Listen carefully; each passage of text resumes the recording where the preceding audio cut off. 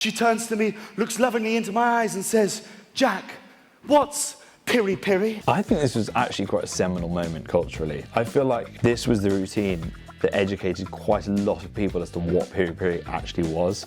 I like to think that I was part of that movement, part of that very important conversation.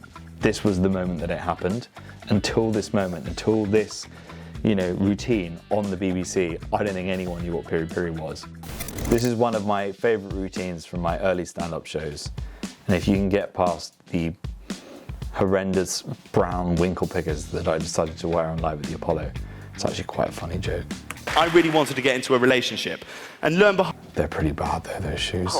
I met the woman of my dreams. She was incredible, right? But as soon as we start going out, the problems start emerging.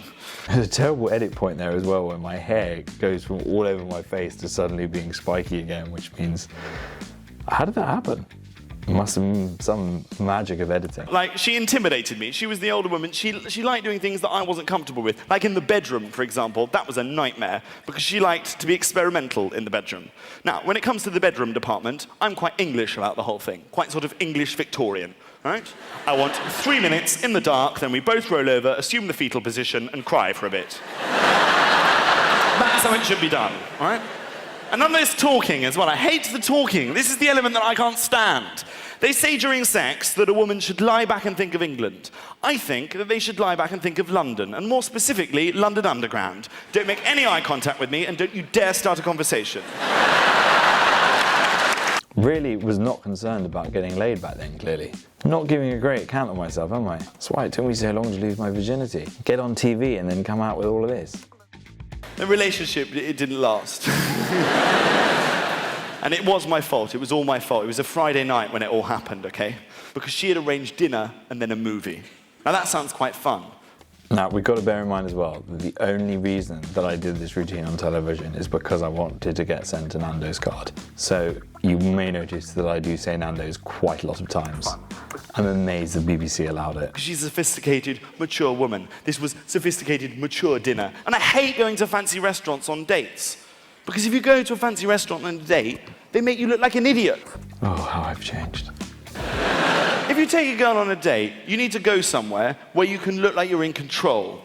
Which is why, if you're ever taking a girl on a date, there is only one place, and one place alone, that you can take them. The irony that I've ended up with a vegetarian. Any takers? Nando's! Correct! Nando's is where you take them. Because if you go to Nando's, you can look like you know your shit. You arrive at Nando's early. You're greeted at the door. Hello, has Sarah ever been to Nando's before? Yes, I have, my good man, and we both know that you'll be doing absolutely bugger all this evening, so stand aside. That booth in the corner. Ooh, banquet seating. That'll be nice for scooching up together when this date gets interesting later on tonight. So first, it's time for the wine. What would Madame like? A dry Sancerre or a crisp Sauvignon Blanc? It doesn't matter, it's Nando's. They both taste exactly the same. Which leads us on to the food. Do you like chicken? Good, because it's all chicken. I already know what I'm getting. It's a double chicken breast in a pitta, lemon and herb spice. But at the last minute, I'm asking the guy at the... I have to admit, since then, I have changed, and I have now, for the first time in my life, started ordering medium heat. So, I've grown. I've grown as a human being, as a man, and now I can handle the heat. Well, I can't handle the heat. I can still only do medium, and even medium I find quite intense. But I'm not a lemon and herb guy anymore. I'm asking the guy at the counter to swap the little flags round so that he can put in one that says that it's extra hot. So when I'm eating it, she thinks that I'm hard as nails. Would say like cheese and pineapple with that? Why does anyone want cheese and pineapple with chicken? It makes no logical sense. Another thing that I've come round to, cheese and pineapple, yeah. I mean, these are things, these are,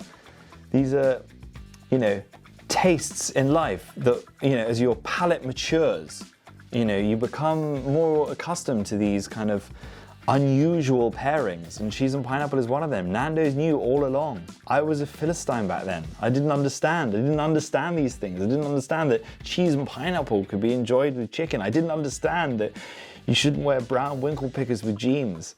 I didn't understand anything back then. I was foolish. But now, I was blind, now I can see. So yeah, if you like cheese and pineapple, You know what's what. I didn't. Her dinner has arrived. She's ordered 2 sides, one of macho peas, one of witty repartee.